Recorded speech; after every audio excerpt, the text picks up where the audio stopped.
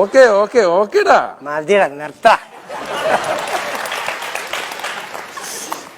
ആ ഗുരുവായൂരപ്പ, ഗുരുവായൂരപ്പന് ഫോൺ എടുത്ത ആ ഗുരുവായൂരപ്പന്റെ ഫോൺ നമ്പർ ഒന്ന് തരാം. ഒരു സെക്കൻഡ്, ഞാൻ തിരിച്ചു വിളിക്കാം കേട്ടോ. ആ ഗുരുവായൂരപ്പന്റെ ഫോൺ നമ്പർ ഒന്ന് എനിക്ക് തരുമോ? എടാ തനിക്ക് എന്താ പ്രശ്നം? എന്താ പിന്നെ ഈ ബസ് സ്റ്റോപ്പിൽ തന്നെ വന്നല്ലോ? എന്തൊരു കഷ്ടമാണ് തന്നെ കൊണ്ട്. ഞാൻ ആരാ തനിക്ക് അറിയാമോ? തന്റെ 2 പിള്ളേർ പഠിക്കുന്ന സ്കൂളിലെ അധ്യാപകനാണ് ഞാൻ. എന്റെ പൊന്നു ദൈവം, ഞാൻ അറിഞ്ഞില്ല സാറേ, സോറി. അല്ലെ, ഞാൻ ഇനി ഇൻചെയ്തൊക്കെ പോയപ്പോ ഞാൻ ഒരു അധ്യാപകന്റെ ലുക്ക് എനിക്ക് വന്നില്ല. അല്ല, നിങ്ങൾ ഇതുപോലെ നടക്കുന്നത് നിങ്ങളെ കണ്ടിട്ടാണ് നിങ്ങളുടെ മക്കൾ ഇതുപോലെ വഷളായി പോകുന്നത്. എന്നെ വഷളായി? നിങ്ങളുടെ 2 പിള്ളേർ എന്റെ പിള്ളേർ എന്ത് ചെയ്യുന്ന പറ, എനിക്ക് മനസ്സിലാവുന്നു. ഇവിടെ തന്നെ ആ PTA മീറ്റിംഗിന് ഇത്ര നാള് വിളിക്കാൻ പറഞ്ഞിട്ട് താൻ ഒന്ന് അവിടം വരെ വന്നോളൂ.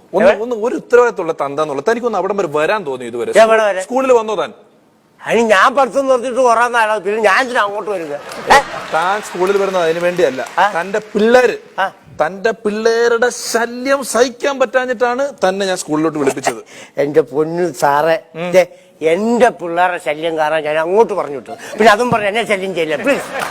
ഇതുപോലെ ഇങ്ങനെ സംസാരിക്കണം. തന്റെ ഈ പിള്ളേരുടെ ഉണ്ടല്ലോ പഠിത്ത കാര്യത്തെ കുറിച്ച് താൻ വല്ലപ്പോഴൊക്കെ ഒന്ന് നോക്കണം. വേറെ പരീക്ഷയുടെ റിസൾട്ട് ഒക്കെ താൻ അറിഞ്ഞോ? എന്റെ പിള്ളേരങ്ങനെ നല്ല ബുദ്ധിയുള്ള പിള്ളേരാണോ? തന്റെ പിള്ളേർക്ക് യാതൊരു ബുദ്ധിയില്ല. ഇത്രയും ബുദ്ധിയില്ലല്ലോ. ഇല്ല, അത് ആ ബുദ്ധി ഇല്ലാത്തതുകൊണ്ടാണ് ഞാൻ ആ ഉണക്ക സ്കൂളിലോട്ട് പറഞ്ഞു വിട്ടത്.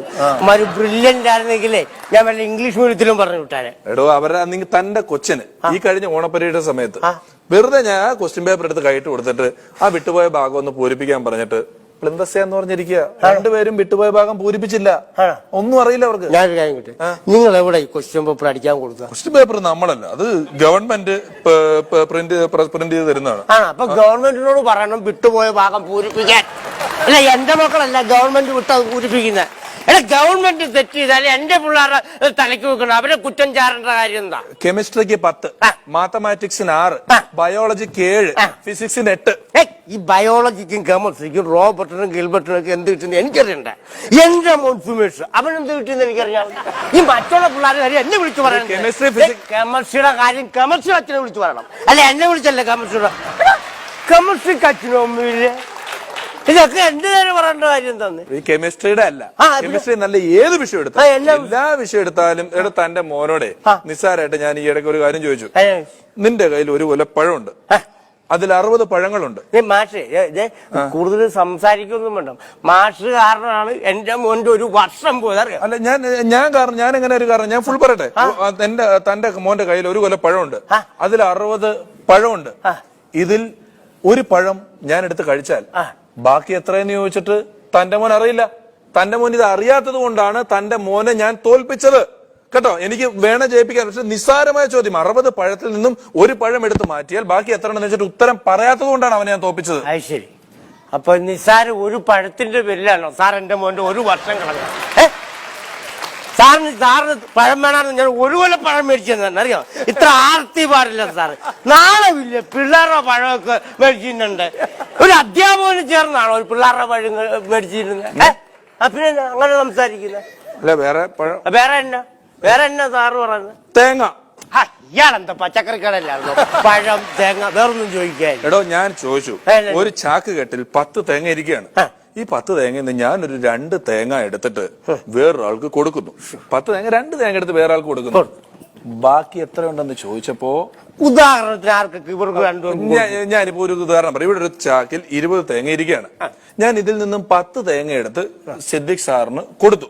സിദ്ദിഖ് സാറിന് 10 തേങ്ങ കൊടുത്തിട്ട് ഞാൻ നിങ്ങളുടെ മകനോട് ചോദിക്കുകയാണ്, അതിൽ ബാക്കി എത്ര ഉണ്ട്? അത് ബാക്കി കണ്ടില്ലല്ലോ, എവിടെ? ഇവന് ഉത്തരം പറയാൻ അറിയില്ല.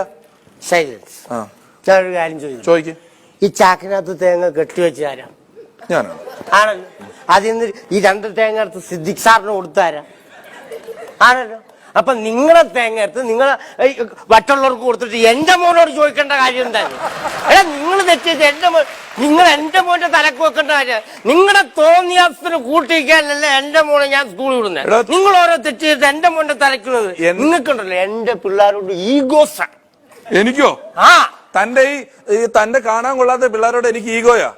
തന്റെ ഈ പേട്ട് പിടിച്ച പിള്ളേരുടെ എന്നെ പോലെ ഒരു നല്ല ആൾക്ക് ഈ പയ്യനോട് ഈഗോ? എനിക്ക് ഇതിന്റെ ഒരു കാര്യം, ഈ മദ്യപാനികളുണ്ടല്ലോ, ബൈബിൾ വേണം, കീറിയ വസ്ത്രം കൊടുക്കേണ്ടി വരും അവസാനം. പറയട്ടെ, നോട്ട് ദ പോയിന്റ്. എന്റെ പൊന്നു മാഷെ, മദ്യപിച്ചു കഴിഞ്ഞാൽ തുണി പോലും കാണത്തില്ല, പിന്നെ ആ കീറത്തിന്. ഈ എക്സ്പീരിയൻസ് ഇല്ലാത്ത കാര്യത്തിൽ സംസാരിക്കാൻ പറ്റില്ല. എടോ, നമ്മളെ പോലുള്ള വലിയ വലിയ ആൾക്കാരെ കണ്ടിട്ടാണ് മക്കള് പഠിക്കുന്നത്. അടുത്ത തലമുറയാണ് അവര്. അച്ചടക്കമില്ലായ്മ, അച്ചടക്ക രാഹിത്യം പഠിക്കുന്നു. നിങ്ങളെ പോലുള്ളവർ മദ്യപിച്ച് റോട്ടിൽ കൂടെ നടക്കുന്ന ഞങ്ങളുടെ സ്കൂളിന്റെ ഒരു അച്ചടക്കത്തിന് പറ്റാത്ത രീതി. നിങ്ങൾ സ്കൂളിൽ അച്ചടക്കത്തിന്റെ കാര്യമൊന്നും എന്റെ അടുത്ത് സംസാരിക്കണം. എന്താ കുഴപ്പം? നിങ്ങളുടെ സ്കൂളിൽ അച്ചടക്കത്തിന്റെ ഗുണം കൊണ്ടാണല്ലോ അവിടുത്തെ പിള്ളേരുടെ ഫോട്ടോ ഇന്റർനെറ്റിലും മൊബൈലിലൊക്കെ വന്നിട്ട് അവർ ആത്മഹത്യ ചെയ്തു. ഇല്ല ഇല്ല, നിങ്ങളുടെ 2 പിള്ളേരെ അവിടെ അച്ചടക്കം ഇല്ലാത്തവരായിട്ടുള്ളൂ. Not the point. ഇന്നത്തെ ജനറേഷനിലെ പിള്ളേർ അച്ചടക്കം പഠിക്കണമെങ്കിൽ എന്നെ പോലുള്ള മദ്യപാനികളെ കണ്ടു വേണം അച്ചടക്കം പഠിക്കാൻ. എന്തു ന്യായോടോ പറയുന്നത്? തന്നെ പോലുള്ള മദ്യപാനികളെ കണ്ട് എങ്ങനെ അച്ചടക്കം പഠിക്കും? എങ്ങനെയാണ്? എന്നെ പോലുള്ള മദ്യപാനികൾ കേരളത്തിലെ ബീവറേജ് സ്റ്റോറിന്റെ ക്യൂ നിൽക്കുന്നത് നിങ്ങൾ കണ്ടുണ്ടോ? ആ ക്യൂ ഒന്ന് ശ്രദ്ധിച്ചു നോക്കണം. ആ ക്യൂ നിൽക്കുമ്പോ ഞങ്ങളുടെ ഭവ്യത, ഞങ്ങളുടെ എളിമത്തം, ഞങ്ങളുടെ ആ ഒത്തൊരുമ, ഇതെല്ലാം കണ്ടു വേണം ഇന്നത്തെ ജനറേഷനിലെ പിള്ളേരെ അച്ചടക്കം പഠിക്കാൻ. അല്ല, നിങ്ങൾ സ്കൂളിൽ പഠിപ്പിച്ചിട്ടൊന്നും ഒരു കാര്യമില്ല. ഇത്രയും ഡീസന്റും ഡിസിപ്ലിനുള്ള നിങ്ങൾ ഏത് ഡിപ്പാർട്ട്മെന്റിലാണുള്ളത്? പിന്നെ ടീച്ചർ തന്ന് പറഞ്ഞു വിടുന്നവരെ നിങ്ങളുടെ കളിയൊക്കെ ഉണ്ടാവുള്ളൂ. അപ്പം ഈ കള്ള് കുടിച്ച് അവനവന്റെ ശരീരത്തിന്റെ ആരോഗ്യം നോക്കാത്തോട്ടാണ് താൻ പോലും ഇപ്പം ഒരിടത്ത് പോയി തന്നെ ഒന്ന് പ്രസന്റ് ചെയ്യാൻ പറ്റുള്ളൂ. ഞങ്ങളുടെ PTA മീറ്റിംഗിന് വന്നാൽ വരുന്ന 10-30 രക്ഷിതാക്കളിൽ ഏറ്റവും വൃത്തിയായിട്ട് ആള് താനായിരിക്കും. ഞാനോ? പിന്നെ ഞാനോ? അല്ല, അത് ഞങ്ങൾ സംസാരിക്കും. എന്നെ എന്ത് കുഴപ്പം? എന്താ ഷെഹ്റുഖ് ഖാനാന്ന് പറഞ്ഞാണ് നടക്കുന്നത്? ഒരു തരം കറുപ്പും ഷേവ് ചെയ്യാത്ത താടിയും ഒരു തരം തലമുടിയും ഒരു ആകെ മൊത്തം ഒരു വാളംപുളി എടുത്ത് വെച്ചേക്കുന്ന പോലെ ഇരിക്കും. പറഞ്ഞില്ലേ, എനിക്ക് ചമ്മൽ വരുന്നുണ്ട് കേട്ടാ. അതെല്ലാം ഞാൻ കറുത്തു. എന്താ എന്നാന്നറിയാം? എന്നെ പ്രസവിച്ച സമയത്ത് ഒരു നേഴ്സ് ചതിച്ച ആണെന്ന്. അതെങ്ങനെ നേഴ്സ് ചതിച്ചു? എന്റെ മാഷെ, ഒരു ഹോസ്പിറ്റലിൽ എന്റെ അമ്മ എന്നെ പ്രസവിച്ച് ഒരു ബെഡ് കിടക്കണം. തൊട്ടപ്പുറത്ത് വേറൊരു ചേച്ചി വേറൊരു കൊച്ചിനെ പ്രസവിച്ച് കിടക്കണം. എന്റെ അമ്മ പ്രസവിച്ച കൊച്ചിനൊന്ന് കാണണം. എങ്ങനെ ഉണ്ടായിരുന്നു? എന്നെ കൊച്ചാണ് ഒരുമാതിരി വെളുത്ത് തുടുത്തും നല്ല ചോര തൊട്ടെടുക്കാൻ പറ്റുന്ന ഒരു പടക്കം കൊച്ച്. തൊട്ടപ്പുറത്തൊരു ചേച്ചി പ്രസവിച്ചെന്ന് പറയല്ലേ, ആ കൊച്ചിനൊന്ന് കാണണം. എങ്ങനത്തെ കൊച്ചത്? ഇങ്ങനെ മെനകെട്ട പിള്ളേരുണ്ടോ, ഒരുമാതിരി കാറ് തിരിണ്ട് ടാറും പാട്ട മുക്കി നടക്കൊരു കൊച്ച്. ആ ചേച്ചിക്ക് പോലും ഇഷ്ടമല്ല. ഒരു ദിവസം ഇവർക്ക് ഇച്ചിരി പൈസ ഒക്കെ ഉള്ള ടീം ഈ ചേച്ചിക്കൊക്കെ.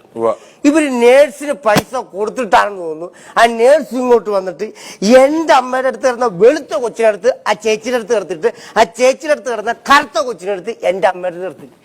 ശരിക്കും മറ്റേ കൊച്ചാ ഞാൻ.